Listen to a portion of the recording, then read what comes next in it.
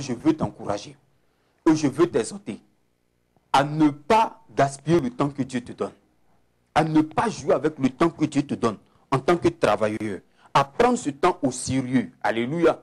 C'est comme nous allons lire un verset encore dans le livre de Proverbes au chapitre 18, au verset 9.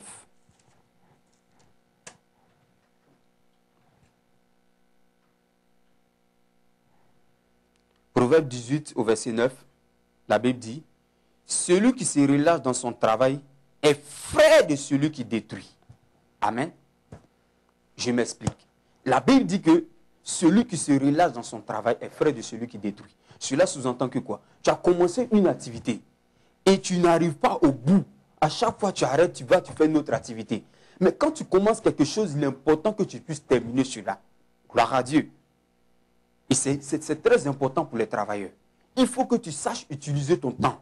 Ton patron t'a donné quelque chose à faire. Tu dis que tu es chrétien. Mais si tu traînes dans ce travail, bien aimé, ce n'est pas un bon témoignage que tu donnes. Parce que tu es égal comme le diable, parce que le diable est venu que pour détruire. C'est ce que dit la Bible. Et si tu dis que tu es enfant de Dieu, et si tu dis que tu es une créature de Dieu, bien aimé, je voudrais te dire, je voudrais t'encourager à prendre au sérieux que le temps que Dieu te donne. À ne pas te relâcher dans ton travail, mais à continuer et à réussir dans ce que tu entreprends.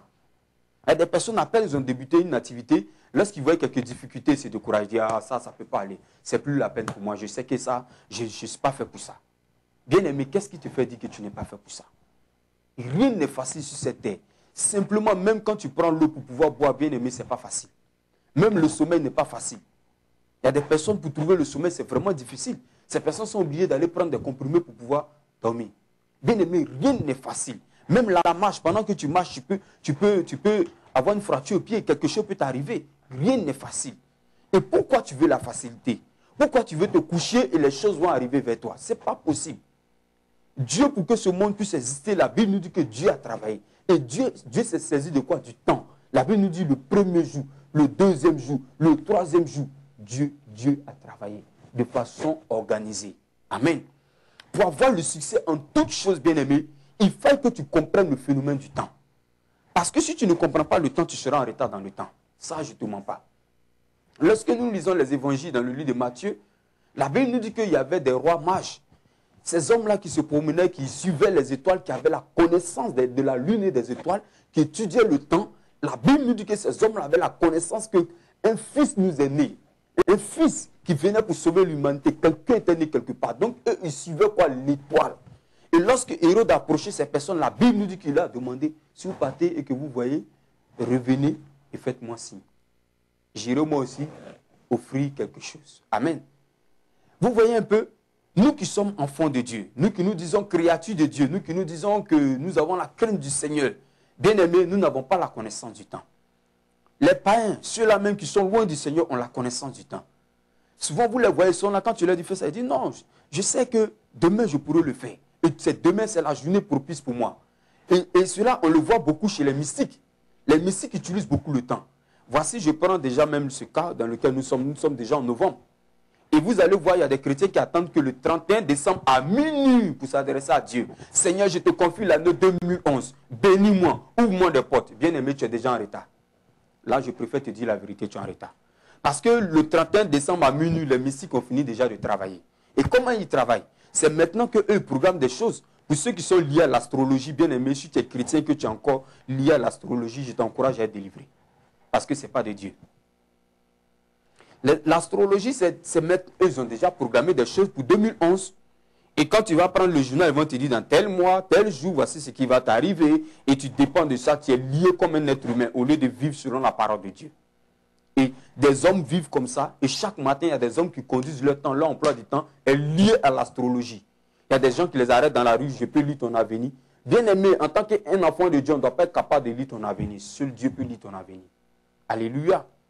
Et je veux t'encourager, je veux t'exhorter à savoir utiliser le temps que Dieu te donne. Alléluia.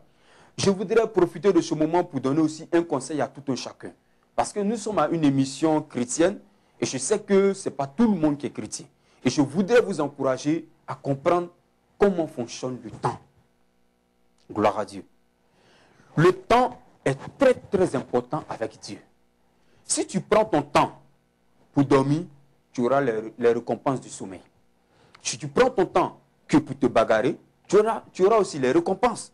Si tu prends ton temps pour regarder tes amis, tu auras aussi les récompenses. Parce qu'il y a des personnes qui sont sur terre et qui ont seul objectif d'être, quoi, si je peux dire, des spectateurs.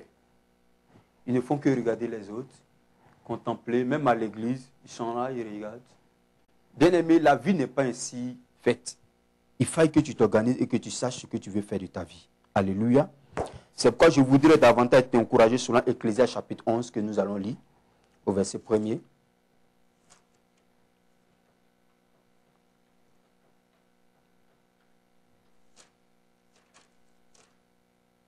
Ecclésiaste chapitre 11, le verset 1er. Il dit quoi? Il dit, jette ton pain sur la surface des eaux, car avec le temps, tu le retrouveras. Amen. Je m'arrête là. Jette ton pain sur la face des eaux.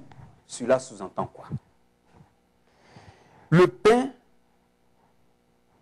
fait partie de la nourriture quotidienne de plusieurs peuples. Amen. Nous utilisons le pain pratiquement dans plusieurs repas, dans plusieurs compositions des repas. Et cela nous fait du bien au corps. C'est une nourriture qui apporte la santé au corps. Amen. Et la Bible nous dit que jette ton pain sur la face des eaux. L'eau qui est là, vous voyez un peu l'eau. L'eau, par moment, a des vagues. L'eau bouge, l'eau coule. Vous voyez. Et lorsque tu jettes ton pain bien-aimé, c'est une nourriture que tu as jetée. C'est quelque chose que tu as jeté. Et avec le mouvement de l'eau, ton pain sera emporté quelque part. Mais le pain, comment il sera? La Bible dit qu'avec le temps, car avec le temps, tu le retrouveras. Vous voyez, le temps revient ici encore. Le temps, ça peut faire 1 mois, 2 mois, peut-être 1 an, 2 ans. Mais la Bible n'a pas dit, automatiquement, lorsque tu jettes ton pain, tu vas le retrouver. La Bible dit, car avec le temps. Amen. Or, avec le temps, cela sous-entend qu'il aura l'hiver, il aura l'été, il aura des moments difficiles, il aura des moments de joie, il aura des moments de paix, il aura des moments de tristesse. Et tout ce temps-là, tu attends. Tu as donné peut-être ton argent, tu as donné peut-être un vêtement, tu as donné soit la nourriture, tu as donné quelque chose que tu as jeté à la surface des eaux.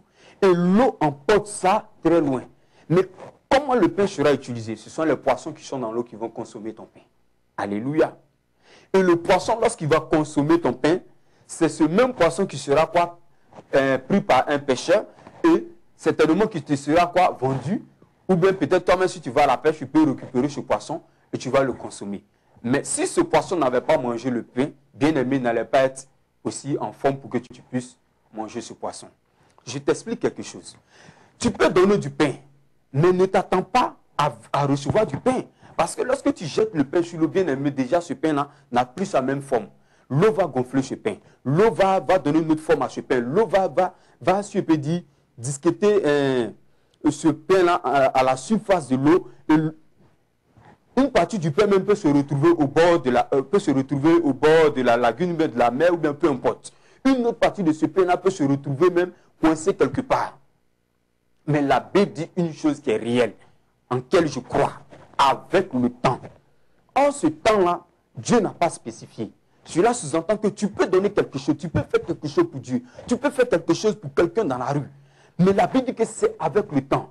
Souvent, nous prêchons l'évangile à quelqu'un, nous disons donne ta vie au Seigneur et nous voulons que automatiquement la personne se donne au Seigneur. Ce n'est pas possible, mon frère, ce n'est pas possible, ma soeur. La Bible dit qu'avec le temps, ce que tu as sémé avec le temps, la personne reviendra dans la maison du Seigneur. Alléluia. Je prends un exemple. La Bible nous parle toujours ici du temps. Vous voyez souvent quand nous sommes dans le RER en Europe, ou dans le métro, ou si je peux dire dans le bus, nous prenons notre temps souvent pour causer, pour rêver. Mais il y a une chose très importante que j'ai remarqué dans le RER, dans le métro. Qu'est-ce que les gens font? Ils ont soit l'écouteur qu'ils mettent comme ça, parce qu'ils écoutent la musique. Vous comprenez? Soit ils écoutent la musique. Souvent, ils ont des documents qui sont en train de lire, un livre. Et lorsque tu remarques bien, bien aimé, c'est une stratégie, c'est une inspiration, selon moi, c'est une inspiration que le diable a mis en place pour ne pas que tu puisses parler de Jésus à quelqu'un. Et je m'explique, et tu vas bien me comprendre. Lorsque tu trouves quelqu'un qui a déjà l'écouteur dans l'oreille, comme ça, comme moi, avec la politesse que tu as, tu ne vas pas dire à la personne enlève ton écouteur. Déjà, c'est déjà un frein. Donc même le bonjour, quand tu lui dis le bonjour, il n'entend pas. Il n'entend même pas. J'ai vécu cela. J'étais un jour à l'arrêt, et il y avait une personne qui était là. Je voulais parler de Jésus à la personne. Il dit bonjour. La personne ne s'occupe pas de moi. Parce que quoi, l'oreille même est déjà fermée. Vous voyez déjà. Et ils ont encore quoi? Il y a encore le livre qui est là. La personne est en train de lire son livre. Quand tu lui dis bonjour, Jésus t'aime, il fait comme s'il n'entend pas, il est concentré. Et il y a une deuxième stratégie que les gens utilisent chaque matin, comme on gère notre temps, ce sont les journaux. En partant, chacun prend un journal quelque part, il est concentré, il lit son journal, donc tu ne peux pas lui parler de Dieu. Mais nous, en tant qu'enfants de Dieu, comment nous devons gérer ce temps? Les autres ne connaissent pas Dieu, mais toi, tu connais le Seigneur. Donc, en sortant le matin, même si tu as pu méditer à la maison, mais pendant que tes amis sont en train de lire un livre ou bien un journal, toi, tu fais sortir ta Bible dans le métro et tu médites ta Bible. Alléluia. Dis avec moi, alléluia, amen. Tu médites ta Bible dans le métro. Alléluia. Tu vas voir que ça va davantage toucher des cœurs. Parce que les gens n'ont pas cette conception. C'est aussi un instrument d'évangélisation. Pendant que tes camarades ont l'écouteur et que ce sont des musiques mondaines qui sont à l'intérieur, toi tu peux écouter des psaumes, tu peux écouter la musique chrétienne, tu peux écouter des prédications. C'est important. C'est édifier ta foi et ta journée est gagnée, ta journée est bénie avec Dieu. Donc, étant dans le métro, en tant qu'enfant de Dieu, en tant que chrétien, nous devons valoriser la parole de Dieu. Aujourd'hui, plusieurs ont honte. Il y a des personnes qui ont honte d'ouvrir la Bible. Je vous dis la vérité, qui ont honte d'ouvrir la Bible lorsqu'ils sont soit dans le métro ou dans le bus. Mais bien aimé, tu as honte d'ouvrir la Bible, ce n'est pas grave. Mais tu peux quand même ouvrir peut-être un livre ou bien un journal. Donc, si tu as le courage de le faire pour un journal, c'est que tu peux le faire pour la Bible. La Bible. Pourquoi avoir honte de l'évangile? La Bible dit que c'est une puissance de Dieu pour le salut de quiconque croit. Nous n'avons pas honte de l'évangile. Parce que l'évangile, c'est la parole de Dieu. Étant dans le métro, tu dois ouvrir ta Bible et méditer cette parole. Certainement, quelqu'un peut être à côté de toi, il va regarder un verset. Dieu fera quelque chose dans son cœur. Alléluia. Je me souviens un jour, j'étais dans le métro, avec quelqu'un, on était ensemble, et on parlait des bienfaits du Seigneur. Il y a une dame qui était à côté. La dame a commencé à prêter attention à ce que nous disions. La femme était vraiment concentrée sur nous. Elle était vraiment attentive. Vous voyez? Et après, quand nous sommes descendus, nous avons emprunté le bus et nous avons croisé un jeune du même secteur. Et nous avons commencé à parler du Seigneur aux jeunes. Et le jeune donnait des philosophies non à l'église. Les gens passent le temps à donner. Il faut donner de l'argent à l'église. Il n'y a pas la joie à l'église, c'est la tristesse. Parce que dans le monde, il y a la joie. Il lui a dit, bien aimé, lorsque tu es hors d'une maison, tu ne peux pas connaître ce qui se trouve dans cette maison. S'il te plaît, voici une maison qui est là. Tu connais ce qui se trouve dans cette maison? Il m'a dit non. Il dit c'est la même chose. Tant que tu ne mets pas les pieds à l'église, bien aimé, ne dis pas que l'église est ainsi. Parce que ce que tu donnes comme philosophie, comme raisonnement n'est pas fondé. Il est important que tu puisses l'expérimenter. Et il y avait une femme qui était assise derrière et qui écoutait la conversation. Elle était joyeuse, elle écoutait, elle était contente. Vous voyez? Mais si nous, en tant qu'enfants de Dieu, nous n'avons pas la possibilité de pouvoir créer des situations, des opportunités, il faut avoir des occasions. Il y a des occasions qui se présentent. Soit par exemple, quelqu'un peut te bousculer un peu. Quand il va dire, excuse-moi, tu dis non, c'est pas grave, que Dieu te bénisse. Amen. C'est déjà que Dieu te bénisse, c'est déjà un moyen d'évangélisation. Alléluia. Parce que là, nous sommes en train de voir un autre point du temps qui est quoi? Qui est le réveil. Parce qu'en tant que chrétien, si tu n'es pas réveillé, bien aimé, tu ne peux pas contaminer ton frère, tu ne peux pas contaminer ta soeur avec l'évangile. Je prends un exemple.